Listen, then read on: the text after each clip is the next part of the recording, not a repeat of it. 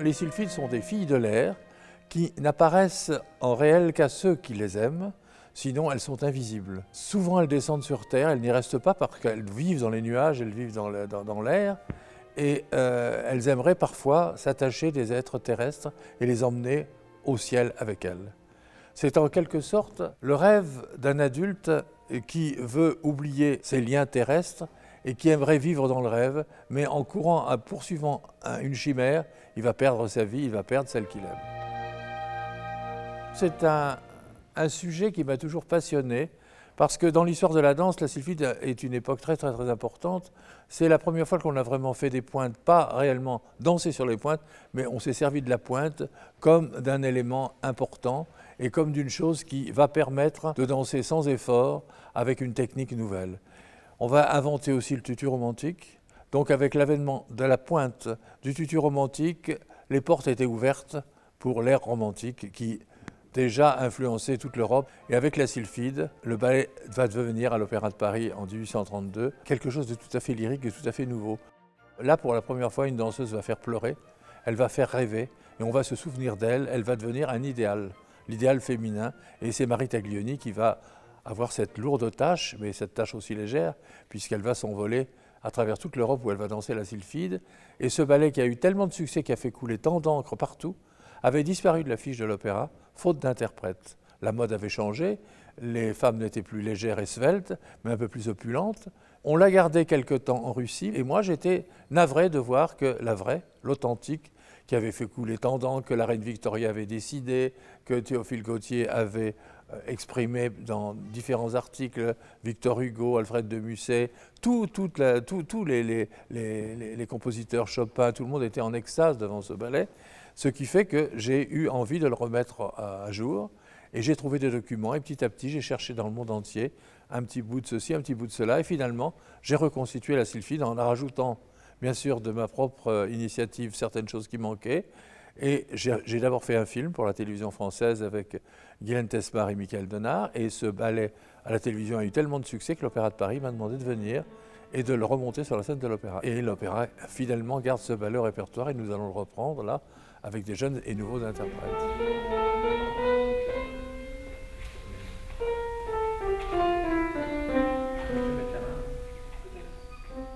J'essaye de la faire la plus spirituelle possible, la plus coquine, et c'est une femme qui a de l'esprit quand même, enfin une femme, un esprit qui a de l'esprit.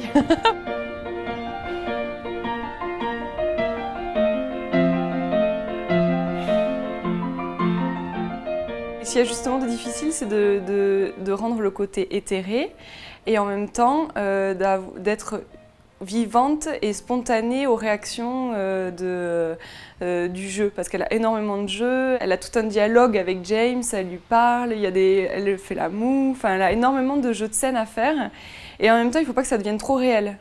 Puisqu'elle est un esprit, donc c'est justement ça qui est difficile, la frontière entre les deux qui n'est pas évidente à trouver, mais voilà, j'essaie de garder toujours à l'esprit que c'est pas quelqu'un d'humain et qu'on ne peut pas la toucher, et que justement il y a tout ce travail qui va aller avec les travails de pied, les descentes de pointe, paraître la plus légère possible pour avoir l'impression que voilà, il n'y a pas de poids et que du coup on vole. À faire revivre cette époque, il y a un mystère qui tout d'un coup est dévoilé en quelque sorte. Et on comprend pourquoi cette œuvre a eu tant de succès. Elle est merveilleusement construite sur le plan même mise en scène. Le déroulement de l'action est fait comme un opéra. La ballerine a un rôle très important parce que chaque scène, elle va exprimer quelque chose de différent et elle va être à la hauteur des circonstances parce qu'avec la sylphide, elle va s'épanouir dans un rôle qui est vraiment pour une danseuse extraordinaire. C'est justement ça qui est difficile quand on aborde les rôles mythiques, c'est qu'il y a des danseuses mythiques qui les ont dansés. Donc on a énormément il y a des références et donc des points de comparaison et des manières de faire. Donc ce qu'il y a de difficile, c'est d'arriver à s'approprier le rôle malgré toutes ces références. Là, pour le moment, j'ai beaucoup travaillé chaque partie. Je trouve chaque partie intéressante. Il y a des choses à dire à chaque instant, il y a des moments qui sont beaux et qui sont agréables à faire. Maintenant, pour la partie vraiment que j'aime le plus, je pense je pourrais répondre à cette question après le spectacle. Début de la scène orchestre de la Sylphide dans 10 minutes. Voilà, c'est la voix. Ça représente l'amour d'un métier, la passion d'une œuvre, la volonté de vouloir faire revivre quelque chose du passé et donner au spectateur l'idée de ce qu'un songe romantique pouvait être à cette époque. Ça représente comment dire, la chance d'une vie, la chance d'une carrière. Parce que la Sylphide m'a porté bonheur, il a porté bonheur également à mon épouse Guylaine Tespard, puisqu'après les 3 spectacles exclusif qu'elle avait fait à l'Opéra de Paris, on l'a engagée directement comme étoile. Elle n'a pas fait ses classes, elle n'a pas fait partie du corps de ballet, elle est arrivée étoile directement. Et je suis un homme heureux parce que je sais savoir et reconnaître que j'ai eu beaucoup de chance. Rien ne vous est dû. La chance, il faut l'attraper quand elle arrive près de vous. Mais sans chance, on n'a rien. Moi, je connais autour de moi des êtres sans doute plus doués que moi, qui n'ont pas réussi comme j'ai réussi. Donc, je dis merci mon Dieu de temps en temps.